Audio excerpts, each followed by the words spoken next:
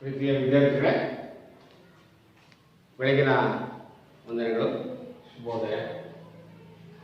10ನೇ ತರಗತಿಯಲ್ಲಿ ನಾವು ಈಗಾಗಲೇ ಮೇಲ್ಮೈ ವಿಸ್ತೀರ್ಣಗಳು ಮತ್ತು ಘನಫಲಗಳ ಅಧ್ಯಯನದಲ್ಲಿ ವಿವಿಧ ಕಲಾಕೃತಿಗಳ ಪರಿಚಯವನ್ನು ಮಾಡಿಕೊಂಡ್ವಿ. ಹೌದಲ್ಲ? ಈಗ ನಾವು ಕೆಲವೊಂದು ಘನಾಕೃತಿಗಳನ್ನು ಜೋಡಣೆ ಮಾಡಿಬಿಟ್ಟು ಅದರ ಮೇಲ್ಮೈ ವಿಸ್ತೀರ್ಣ ಮತ್ತು ಪೂರ್ಣ ಮೇಲ್ಮೈ ವಿಸ್ತೀರ್ಣ, ಒಳ ಮೇಲ್ಮೈ ವಿಸ್ತೀರ್ಣವನ್ನು ಕಂಡುಹಿಡಿಯಲಿಕ್ಕೆ ಹೇಳ್ತಾರೆ. ಒಂದು ಸಮಸ್ಯೆ ಇದೆ ಮಕ್ಕಳೇ, ಅದರಲ್ಲಿ ಒಂದೇ ಸಮಸ್ಯೆ ನೋಡಿ, ಎರಡು ಘನಾಕೃತಿ ಚೌಕಗಳನ್ನು ಕೂಡಿಸಿ, ಎರಡು ಘನಾಕೃತಿಗಳನ್ನು ಕೂಡಿಸಿ ಅದರ ವಿಸ್ತೀರ್ಣವನ್ನು ಕಂಡುಹಿಡಿಯಲಿಕ್ಕೆ ಹೇಳಿದೆ. ಅದು ಹೇಗೆ ನೋಡಿ, ಏನಿದೆ, 64 ಸೆಂಟಿಮೀಟರ್ ಘನಫಲವನ್ನು 64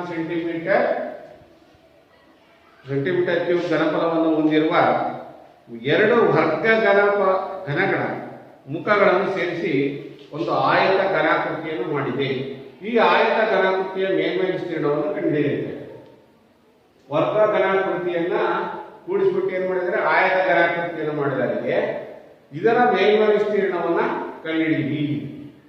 ಹಾಗಾದ್ರೆ ನಿಮಗೆಲ್ಲ ಗೊತ್ತಿದೆ ಮಕ್ಕಳೇ, ಆಯತ ಚೌಕ ಘನಾಕೃತಿ ನೋಡಿ. ವರ್ಗ ಘನಾಕೃತಿ ಅಂದ್ರೆ ಎಲ್ಲಾ ಭಾವಗಳ ಅಳತೆ ಏನಿರುತ್ತೆ, ಇರುತ್ತೆ. ಎರಡು ವರ್ಗ ಘನಾಕೃತಿಗಳನ್ನ ಕೊಟ್ಟಿದ್ದಾರೆ. ಹೌದಾ?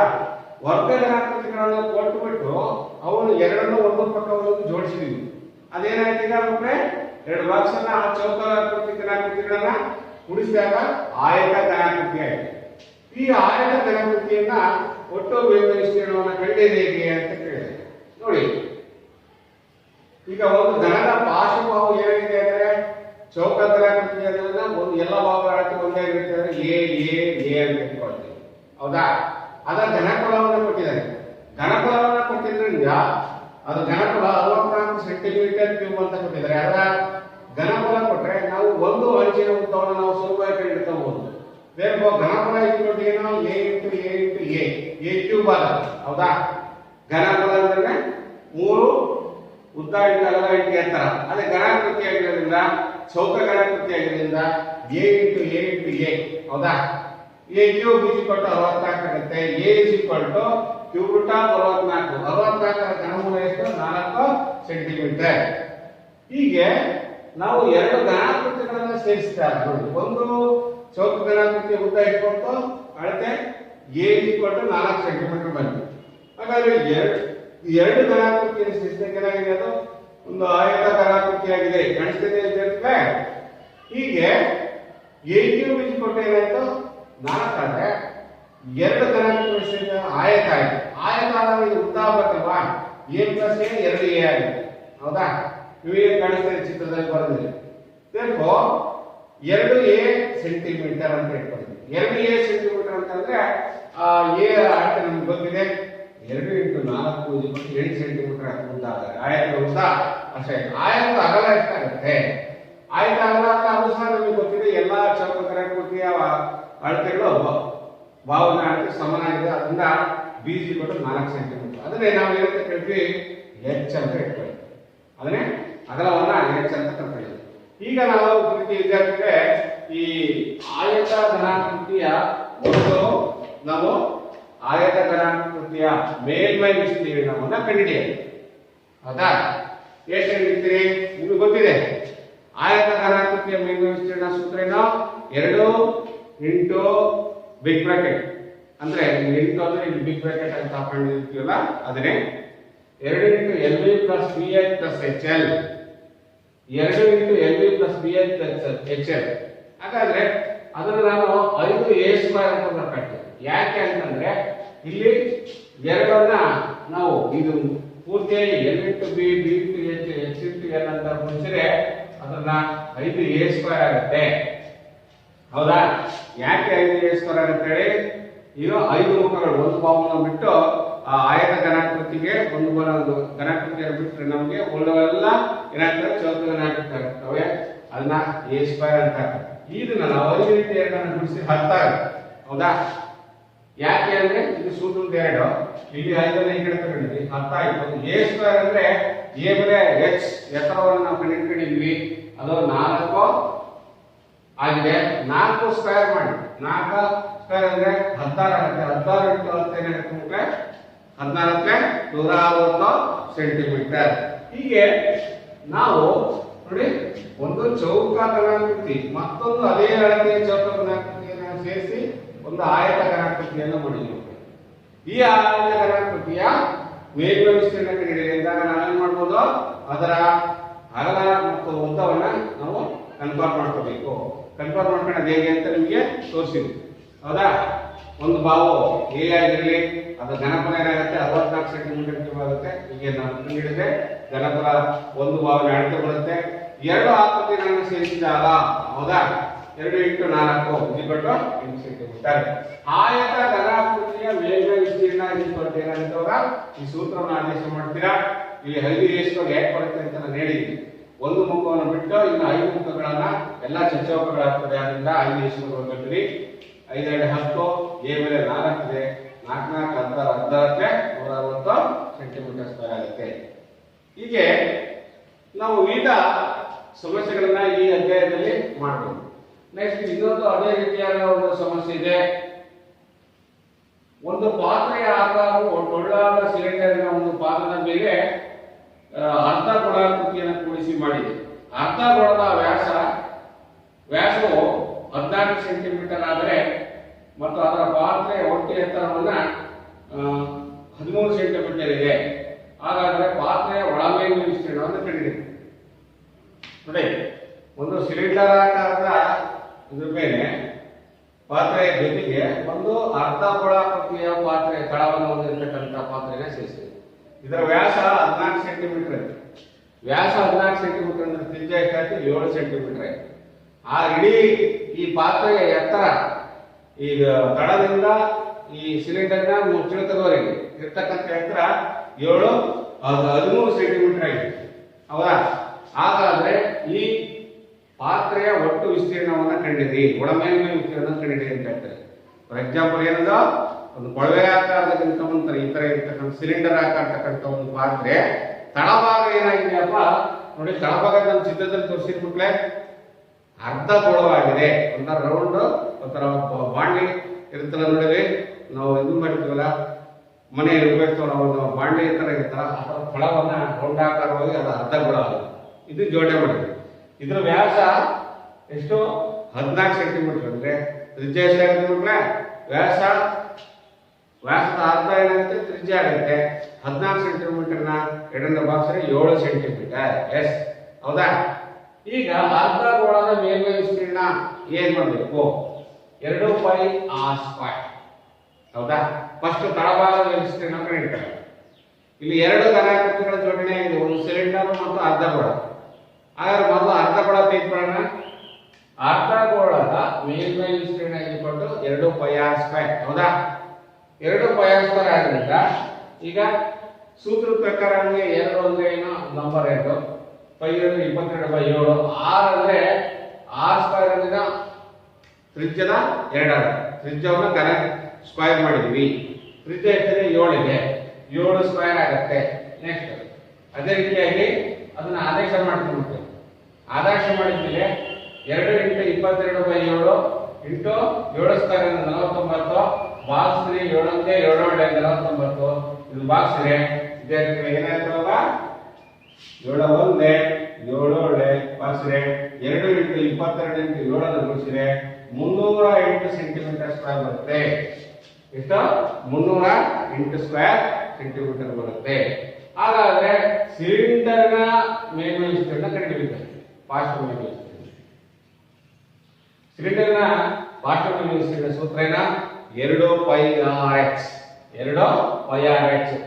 2 ಸೂತ್ರದ್ದು π ಅಂದ್ರೆ 22/7 ಇದೆ, r ಅಂದ್ರೆ ತ್ರಿಜ್ಯ, h ಅನ್ನ ಕಂಡುಹಿಡ್ಕೋಬೇಕು ಮಕ್ಕಳು. ಬರೀ ಎತ್ತರವನ್ನು ಹೆಂಗ್ ಕಂಡುಹಿಡ್ಕೊಳ್ಳೋದು? ಇಡೀ ಪಾತ್ರೆಯ ಉದ್ದ, ಪಾತ್ರೆಯ ತಳಭಾಗದಿಂದ ಪ್ಲೇಟ್ವರೆಗೆ ಮುಚ್ಚಳದವರೆಗೆ 13 ಸೆಂಟಿಮೀಟರ್ ಅಂತ ಹೇಳಿದೆ. ಆಮೇಲೆ ಇದನ್ನ ತಗೊಂಡ್ರೆ ಗೋಳ ತಗೊಂಡ್ರೆ ಗೋಳದ ಎತ್ತರ ಎಷ್ಟಿದೆ? ಗೋಳದ ಎತ್ತರ 7 ಸೆಂಟಿಮೀಟರ್ ಇದೆ. ತ್ರಿಜ್ಯನೇ 7 ಸೆಂಟಿಮೀಟರ್ ಅಂದ್ರೆ ಅದೇ ಎತ್ತರ. 13 - 7 h = 13 - 7 ಅವಾಗ ಉತ್ತರ ಎಷ್ಟು ಬರುತ್ತೆ? 13 ಕಳೆದ್ರೆ 6 ಬರುತ್ತೆ. ಇದು 6 ಸೆಂಟಿಮೀಟರ್ ಏನಾಯ್ತು ಮಕ್ಕಳೇ? ಇದು ಸಿಲಿಂಡರ್ನ ಒಂದು ಎತ್ತರ ಆಗಿದೆ 6 ಸೆಂಟಿಮೀಟರ್. ಆಗ ನಾವು ಎತ್ತರವನ್ನು ಕಂಡುಹಿಡಿದ ಮೇಲೆ ಸಿಲಿಂಡರ್ನ ಮೇಲ್ಮೈ ವಿಸ್ತೀರ್ಣ ಆಗಿಕೊಂಡು 2πrh 2 × 22/7 ಇಂಟು r ಅಂದ್ರೆ 7 ಸೆಂಟಿಮೀಟರ್, h ಅಂದ್ರೆ 6. ಈಗ ಇದು ಬಾಕ್ಸ್ ಅನ್ನ 7 1 7 7 ಅಂದ್ರೆ 2 × 22 × 6 ಗುಣಿಸಿದ್ರೆ 246 ಸೆಂಟಿಮೀಟರ್ ಸ್ಕ್ವೇರ್. ಓಕೆ, ಹಾಗಾದ್ರೆ ಅರ್ಧ ಗೋಳದ ಮೇಲ್ಮೈ ವಿಸ್ತೀರ್ಣ ಕಂಡುಹಿಡ್ಕೊಂಡ್ವಿ ಮತ್ತು ಸಿಲಿಂಡರ್ನ ಒಳ ಮೇಲ್ಮೈ ವಿಸ್ತೀರ್ಣವನ್ನ ಕಂಡುಹಿಡ್ಕೊಂಡ್ವಿ. ಹಾಗಾದ್ರೆ ಇಡೀ ಪಾತ್ರೆಯ ಒಟ್ಟು ಮೇಲ್ಮೈ ವಿಸ್ತೀರ್ಣ ಕೊಟ್ಟು ಏನಾಗುತ್ತೆ? ಅವಾಗ ಒಟ್ಟು ಪಾತ್ರೆಯ ಮೇಲ್ಮೈ ವಿಸ್ತೀರ್ಣ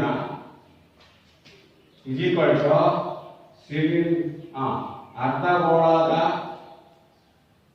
ಗೋಳದ ಮೇಲ್ಮೈ ವಿಸ್ತೀರ್ಣ ಪ್ಲಸ್ ಸಿಲಿಂಡರ್ನ ಮೇಲ್ಮೈ ವಿಸ್ತೀರ್ಣ ಕೂಡಬೇಕಾಗುತ್ತೆ. ಅರ್ಧ ಗೋಳದ ಎಷ್ಟಿದೆ? 160 ಸೆಂಟಿಮೀಟರ್ ಸ್ಕ್ವೇರ್ ಪ್ಲಸ್ ಇದೆಷ್ಟಿದೆ? 246 ಸೆಂಟಿಮೀಟರ್ ಸ್ಕ್ವೇರ್. ಇದು ಕೂಡಿದ್ರೆ ಎಷ್ಟಾಗುತ್ತೆ ಮಕ್ಕಳೇ? 6 × 6 10 1 ಎಷ್ಟ 2 3 1 ನೋಡಿ 246 ಇದೆ. ಕೂಡಿ 6 + 0 6 4 + 6 10 0 1 ಎಷ್ಟ 2 1 3 1 4 406 ಸೆಂಟಿಮೀಟರ್ ಸ್ಕ್ವೇರ್.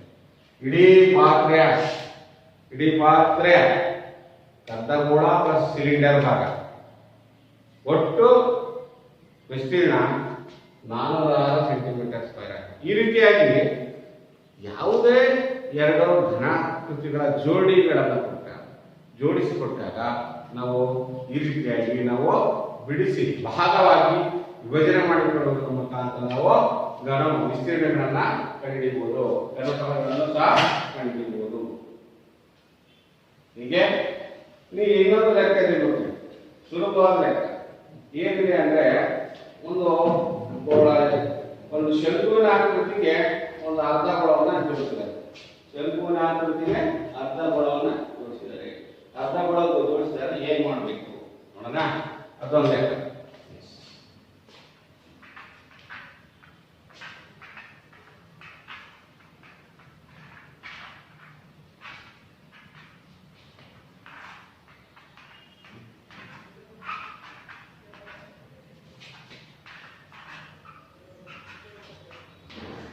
ಶಂಕುವಿನ ಆಕೃತಿ ಬಂದಾಗ ಶಂಕುವಿನ ಆಕೃತಿ ಹೇಗೆ ನಿಮಗೆಲ್ಲ ಗೊತ್ತಿದೆ ಮಕ್ಕಳೇ.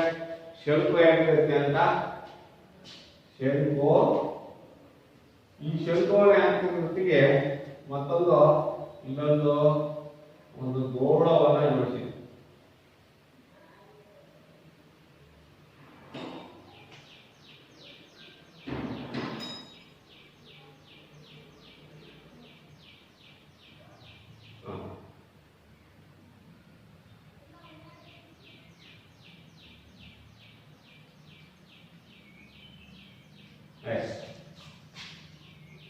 ಮತ್ತೆ ಇದರ ತ್ರಿಜ್ಯನ ಇದರ ಎತ್ತರ ಪೂರ್ತಿ ಎತ್ತರ ಟೋಟಲ್ ಎತ್ತರ ಎಷ್ಟೇ 15 ಸೆಂಟಿಮೀಟರ್.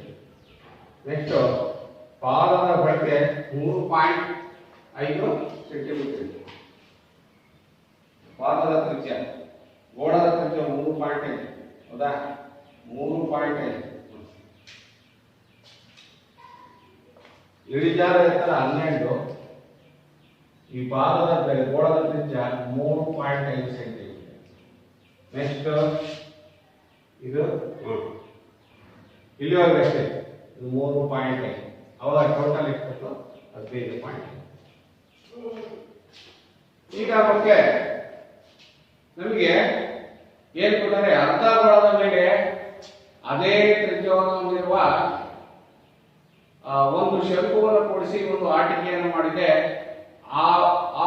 ಅವೆರಡರ ವೃತ್ತಾಕಾರದ ಪಾದದ ತ್ರಿಜ್ಯವು 3.5 ಸೆಂಟಿಮೀಟರ್ ಆಗಿದೆ. ಆಟಿಕೆಯ ಒಟ್ಟು ಎತ್ತರವು 15.5 ಸೆಂಟಿಮೀಟರ್ ಆಗಿದೆ. ಹಾಗಾದ್ರೆ ಅದರ ಆಟಿಕೆಯ ಒಟ್ಟು ಮೇಲ್ಮೈ ವಿಸ್ತೀರ್ಣವನ್ನು ಕಂಡುಹಿಡಿಯಿರಿ. 15.5 ಸೆಂಟಿಮೀಟರ್. ಈ ರೀತಿಯ ಲೆಕ್ಕವನ್ನು ನಾವು ಹೇಗೆ ಮಾಡೋದು ನೋಡೋಣ. ಹೌದಾ, r = 3.5 ಅಂತ ಅವರೇ ಕೊಟ್ಟಾರೆ. ಪಾದದ ತ್ರಿಜ್ಯ, ಶಂಕುವಿನ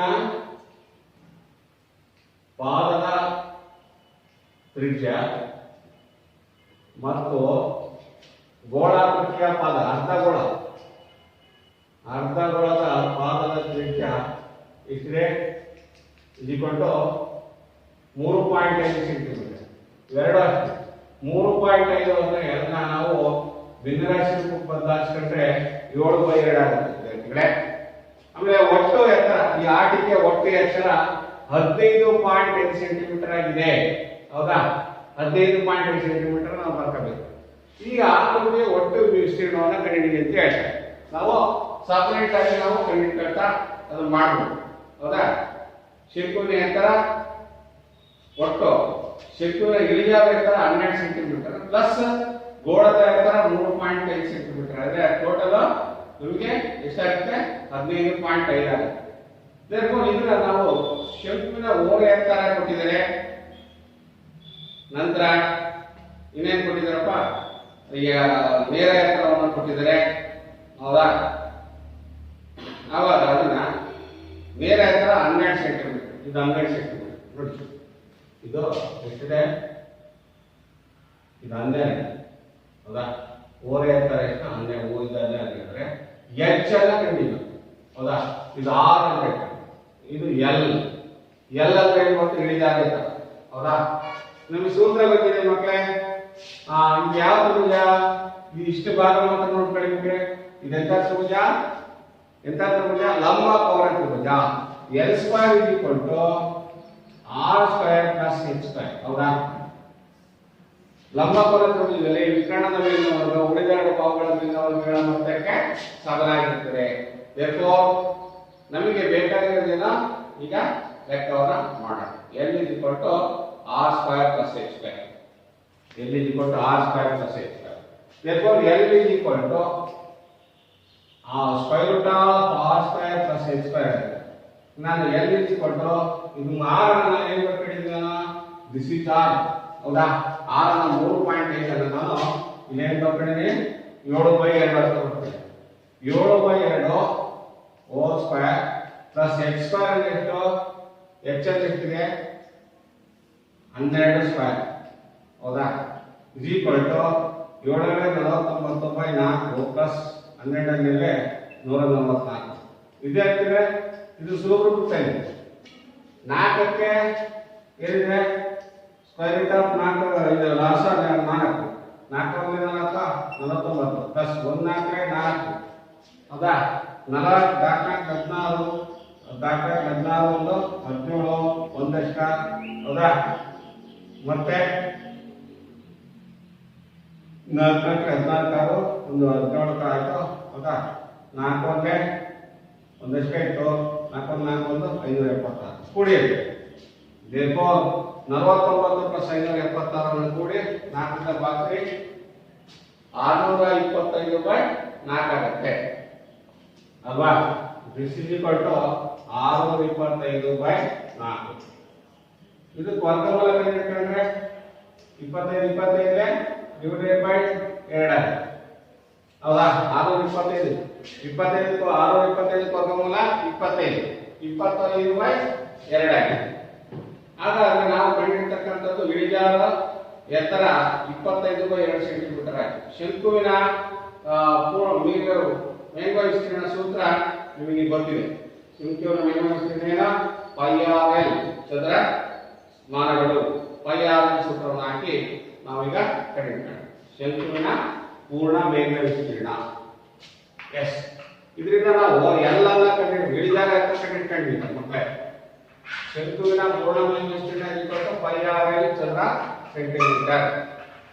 ಶಂಕುವಿನ ಪೂರ್ಣ ಮೇಲ್ಮೈ ವಿಸ್ತೀರ್ಣ, ಶಂಕುವಿನ ಪೂರ್ಣ ಮೇಲ್ಮೈ ವಿಸ್ತೀರ್ಣ πr/l.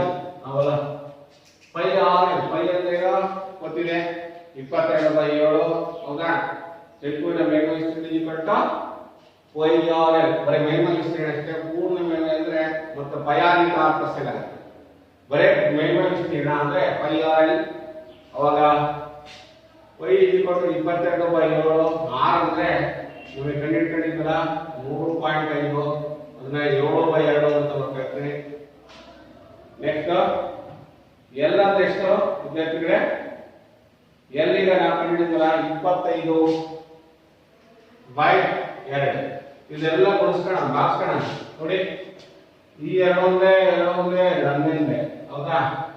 ಮತ್ತೆ ಯಾವ್ದಾದ್ರು ಆಗುತ್ತೆ ನೋಡಿ 11 × 7 × 25 ಡಿವೈಡೆಡ್ ಬೈ ಈ 7 ಬಾಕ್ಸ್ ಹೌದಾ? 11 ಆಯ್ತು 25 ಆಯ್ತು ಹೌದಾ? 2 ಒಂದೇ 7 ಒಂದೇ ಉಳಿದೋದು 11 × 25 ಡಿವೈಡೆಡ್ ಬೈ 2. ಇದನ್ನು ಬಾಕ್ಸ್ ಇದು ಗುಣಿಸ್ಕೋಣ.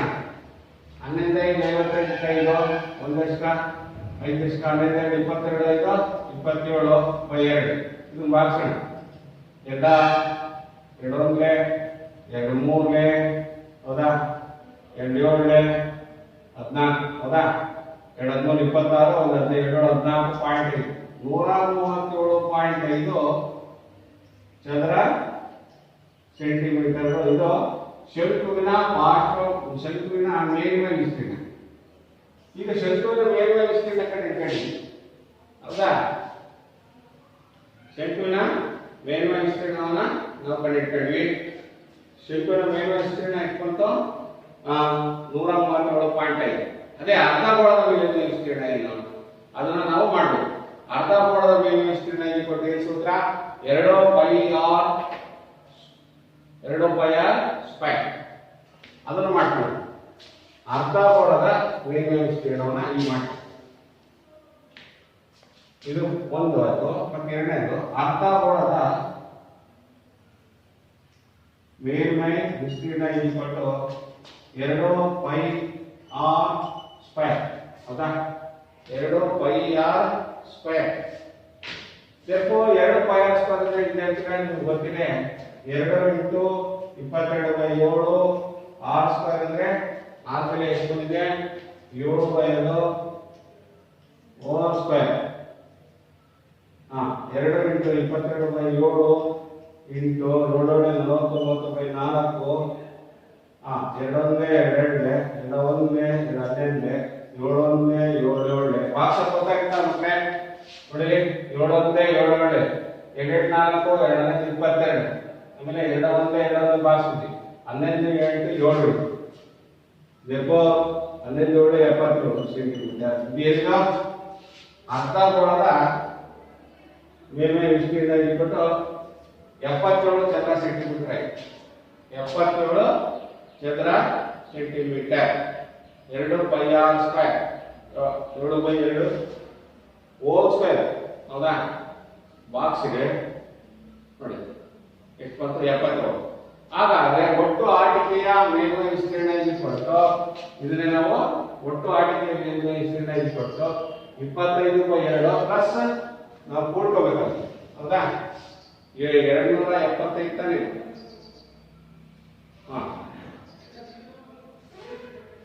ಆಟಿಕೆ ಒಟ್ಟು ವಿಸ್ತೀರ್ಣ ನಾವು ಕೂಡಿದ್ರೆ ಬರುತ್ತೆ. ಇದು ಉತ್ತರ ಎಷ್ಟು ಬರುತ್ತೆ ಮಕ್ಕಳೇ? ಇದನ್ನ ಈ 2 ಭಾಗವನ್ನ ವಿಸ್ತೀರ್ಣವನ್ನು ಕಂಡಿಡ್ಕೊಂಡು ಹೌದಾ? 2 ಭಾಗವನ್ನ ವಿಸ್ತೀರ್ಣ ಕಂಡಿಡ್ಕೊಂಡ್ರೆ ಇದು ಒಟ್ಟು ವಿಸ್ತೀರ್ಣ ಪೂರ್ಣ ಆಟಿಕೆ ವಿಸ್ತೀರ್ಣ 214.5 ಸೆಂಟಿಮೀಟರ್.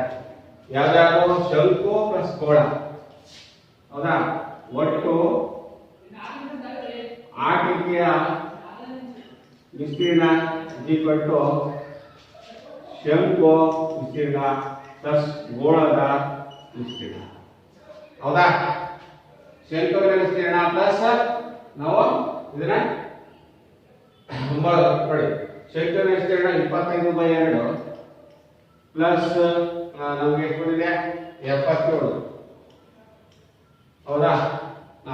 ಶಂಕುವಿನ ಪೂರ್ಣಾಂಗ ವಿಸ್ತೀರ್ಣ 137.5 ಪ್ಲಸ್ 77 ಕೂಡಿ ಮಕ್ಕಳೇ 137 130 ಪ್ಲಸ್ 70 200 207 214.5 0.5 ಚದರ ಸೆಂಟಿಮೀಟರ್. ಎಷ್ಟಾಯ್ತು ವಿದ್ಯಾರ್ಥಿಗಳೇ? 214.5. ಗೊತ್ತಾಯ್ತಾ ನಮಗೆ?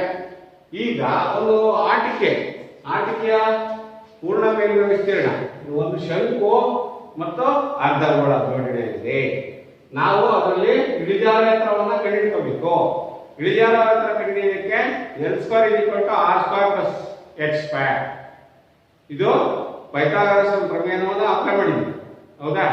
ಪೈಥಾಗರಸ್ ನಿಯಮ ಏನಂತ ಗೊತ್ತಿದೆಯಲ್ಲ, ಅದು ಮಾಡ್ಕೊಂಡು ನಾವು H ಅನ್ನು ಕಂಡುಹಿಡ್ಕೊಳ್ಳಿ. ಎಸ್ ಹೌದಾ? L ಅನ್ನ ಇಳಿಜಾರ ಎತ್ತರವನ್ನು ಕಂಡುಹಿಡ್ಕೊಳ್ಳಿ. ಇಳಿಜಾರ ಎತ್ತರವನ್ನ ನಾವು ಸೂತ್ರದಲ್ಲಿ ಆದೇಶ ಮಾಡೋಣ. ಶಂಕುವಿನ ಮೇಲ್ಮೈ ವಿಸ್ತೀರ್ಣ πRL ಚದರಮಾನಗಳು.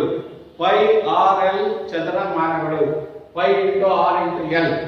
π ಅಂದ್ರೆ ಗೊತ್ತಿದೆ, R ಅಂದ್ರೆ ಗೊತ್ತಿದೆ, L ಅಂದ್ರೆ ಗೊತ್ತಿದೆ. ಅದನ್ನ ಆದೇಶ ಮಾಡ್ತೀವಿ. ಆದೇಶ ಮಾಡಿಬಿಟ್ಟು ಸುಲಭೀಕರಣ ಮಾಡಿದ್ರೆ ಶಂಕುವಿನ ಮೇಲ್ಮೈ ವಿಸ್ತೀರ್ಣ 137.5 ಸೆಂಟಿಮೀಟರ್ ಬರುತ್ತಲ್ವಾ? ಅದೇ ರೀತಿಯಾಗಿ ನಾವು ಇನ್ನೊಂದು ಭಾಗ ಯಾವುದು ಅಂದ್ರೆ ಅರ್ಧಗೋಳದ ಪಾರ್ಶ್ವ ಮೇಲ್ಮೈ ವಿಸ್ತೀರ್ಣವನ್ನು ಕಂಡುಹಿಡಿಸುತ್ತೇನೋ 2πr². 2πr². ನೆನಪಿಟ್ಕೊಂಡಿದ್ದೀರಲ್ಲ? ಎಸ್. 2 ಅಂದ್ರೆ ಸೂತ್ರದ್ದು, π ಅಂದ್ರೆ 22/7, r ಅಂದ್ರೆ ಬೆಲೆಯನ್ನು ನಾವು ಕಂಡುಹಿಡಿದ್ವಿ. ಅದನ್ನ ಆದೇಶ ಮಾಡ್ತೀವಿ. r ಬೆಲೆಯನ್ನು ನಾವು 7/5 ಅಂತ ಮಾಡ್ಕೊಂಡಿದ್ವಿ. ಆದೇಶ ಮಾಡ್ತೀರಾ? ಆದೇಶ ಮಾಡಿಬಿಟ್ಟು ಇಲ್ಲಿ ಸುಲಭೀಕರಣ ಮಾಡ್ಬೇಡ್ರಿ. ಅದು 77 ಚದರ ಸೆಂಟಿಮೀಟರ್ ಬಂತು. ಹಾಗಾದ್ರೆ ಇಡೀ ಒಟ್ಟು ಆಟಿಕೆಯ ಮೇಲ್ಮೈ ವಿಸ್ತೀರ್ಣ ಏನ್ ಮಾಡ್ಬೇಕು? ಶಂಕುವಿನ ಮೇಲ್ಮೈ ವಿಸ್ತೀರ್ಣ ಪ್ಲಸ್ ಅರ್ಧಗೋಳದ ಮೇಲ್ಮೈ ವಿಸ್ತೀರ್ಣ ಅವನ್ನ ಕೂಡಿದ್ರೆ 214.5 ಚದರ ಸೆಂಟಿಮೀಟರ್ ಆಗುತ್ತೆ. ಇದೇ ರೀತಿಯಾಗಿ ಪ್ರತಿ ವಿದ್ಯಾರ್ಥಿಗಳೇ ಇದರಲ್ಲಿ ಅನೇಕ ಈ ಅಧ್ಯಾಯದಲ್ಲಿ ಪ್ರತಿ ವಿದ್ಯಾರ್ಥಿಗಳೇ ಸಾಕಷ್ಟು ಸಮಸ್ಯೆಗಳು ಈ ರೀತಿಯಾಗಿ ಸಿಲಿಂಡರ್ ಮತ್ತು ಗೋಳಾಕೃತಿ, ಸಿಲಿಂಡರಿನ ಜೊತೆಗೆ ಗೋಳವನ್ನು ಸೇರಿಸೋದಾಗಿರ್ಬೋದು, ಶಂಕುವಿನ ಜೊತೆಗೆ ಗೋಳಾಕಾರದ ಅರ್ಧಗೋಳವನ್ನು ಸೇರಿಸೋದಾಗಿರ್ಬೋದು, ಒಂದು ಸಿಲಿಂಡರ್ಗೆ 2 ಕಡೆ ಭಾಗದಲ್ಲಿ ಗೋಳಾಕೃತಿಗಳನ್ನ ಸೇರಿಸಿರೋದು. ಫಾರ್ ಎಕ್ಸಾಂಪಲ್, ನೀವು ಲಾರಿಯಲ್ಲಿ ಪೆಟ್ರೋಲ್ ಟ್ಯಾಂಕ್ ಅನ್ನ ಲಾರಿಗಳು ನೋಡಿದ್ದೀರಿ. ಅದು ಏನಾಗಿರುತ್ತೆ? ಒಂದು ಸಿಲಿಂಡರ್ ಆಕಾರ ಆಗಿರುತ್ತೆ. ಆ ಕಡೆ ಈ ಕಡೆ ಈ ತರ ಇರುತ್ತೆ, ಗೋಳಾಕೃತಿಗಳನ್ನು ಜೋಡಿಸಿರ್ತಾರೆ. ಹೌದಾ? ಆ ರೀತಿಯ ಭಾಗದ ವಿಸ್ತೀರ್ಣಗಳನ್ನು ನಾವು ಕಂಡುಹಿಡಿಯಲಿಕ್ಕೆ ಈ ಸಮಸ್ಯೆಗಳನ್ನು ಈ ಅಧ್ಯಾಯದಲ್ಲಿ ಅಧ್ಯಯನ ಮಾಡ್ತೀವಿ ಅಂತ ಹೇಳ್ತಾ, ನೀವೆಲ್ಲರೂ ಈ ತರಗತಿ ಇಲ್ಲಿ ಕಲಿತಂತ ಪಾಠವನ್ನ ಈ ರೀತಿಯಾಗಿ ನೋಡಿ. ನಾವು ಇವತ್ತು ಕಲಿತಂತ ಪಾಠವನ್ನ ನಾವೇನೇನು ಮಾಡಬೇಕು ಅಂದ್ರೆ ಶಂಕು, ಸಿಲಿಂಡರ್ ಮತ್ತು ಗೋಳಾಕೃತಿ, ಅರ್ಧಗೋಳಾಕೃತಿ, ಆಮೇಲೆ ನಂತರ ನಾವು ಘನಾಕೃತಿಗಳು, ಚೌಕ ಘನಾಕೃತಿ, ಆಯತ ಘನಾಕೃತಿಗಳ ಜೋಡಣೆಗಳ ಲೆಕ್ಕಗಳನ್ನ. ಫಾರ್ ಎಕ್ಸಾಂಪಲ್, ಇಟ್ಟಿಗೆ ಕೊಟ್ಟಿರ್ತಾರೆ. ಇಟ್ಟಿಗೆಯ ನೋಡಿ, ಇಟ್ಟಿಗೆ ಒಂದು ಇಟ್ಟಿಗೆ ಘನಾಕೃತಿ ವಿಸ್ತೀರ್ಣ ಇಷ್ಟ ಆದ್ರೆ ನೋಡಿ, ನಮ್ಮ ನಿತ್ಯ ಜೀವನದಲ್ಲಿ ಸಾಕಷ್ಟು ಇದು ಬೇಕಾಗಿರುತ್ತೆ. ಒಂದು ಆಯತ ಘನಾಕೃತಿ ಇಟ್ಟಿಗೆ ಇಷ್ಟ ಅಳತೆ ಇದೆಯಪ್ಪ, ಅದು 10 ಘನ ಸೆಂಟಿಮೀಟರ್ ಇದೆ ಅಂತ ಇಟ್ಕೊಳ್ಳೋಣ.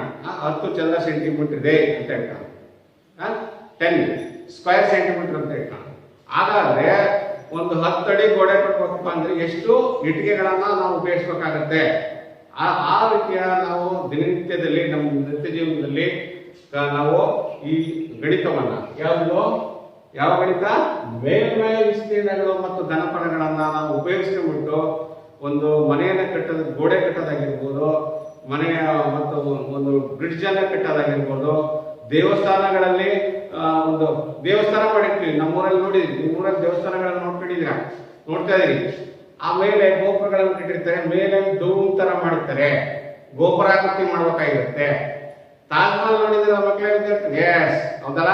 ಅದು ನೋಡಿ, ಅದರ ಗೋಪುರ ರಚನೆಗಳು ಹೇಗಿರುತ್ತೆ, 4 ಕಂಬಗಳು ಮತ್ತೆ ಸೆಂಟರ್ ಇರ್ತಕ್ಕಂಥ ಕಂಬ ಹೇಗೆ, ಗುಮ್ಮಟ ಅಂದ್ರೆ ಅದೇ ಗುಂಬಸ್ ಅಂತ ಹೇಳ್ತೀವಿ, ಅದು ಯಾವ ರೀತಿ ಇರುತ್ತೆ, ಅದರ ಅಳತೆ ಪ್ರಕಾರ ನಾವು ಕಟ್ಟಬೇಕಾದ್ರೆ ಈ ಪಾಠದ ಒಂದು ಅನ್ವಯನವನ್ನು ನಾವು ಉಪಯೋಗಿಸ್ಕೋಬೇಕಾಗತ್ತೆ. ಈ ರೀತಿಯಾಗಿ ವಿದ್ಯಾರ್ಥಿಗಳೇ ನಮ್ಮ ನಿತ್ಯ ಜೀವನಕ್ಕೆ ಅತ್ಯಂತ ಉಪಯೋಗವಂತ ಪಾಠ ಇದು. ಅದರಿಂದ ನೀವೆಲ್ಲರೂ ಇದರಲ್ಲಿ ಬರ್ತಕ್ಕಂಥ ಇನ್ನು ಅಭ್ಯಾಸದ ಅನೇಕ ಸಮಸ್ಯೆಗಳನ್ನು ಬಿಡಿಸೋದ್ರ ಮುಖಾಂತರ ನೀವೆಲ್ಲರೂ ಸಕ್ಸಸ್ ಆಗ್ತಾರೆ ಅಂತ ಹೇಳ್ತಾ ಈ ಇಂದಿನ ಪಾಠವನ್ನು ಮುಗಿಸೋಣ.